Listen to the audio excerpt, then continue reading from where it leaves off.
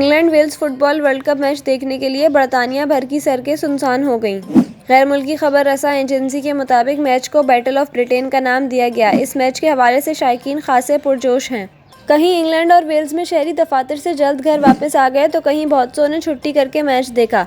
मजीद बरआं शायकीन की बड़ी तादाद मैच देखने के लिए बरतानिया के बार्स और क्लब्स जा पहुंची। याद रहे कि गुज़िश्ता रोज़ कतर में जारी फीफा वर्ल्ड कप में ग्रुप बी के मैच में इंग्लैंड ने वेल्स को शिकस्त दे दी थी।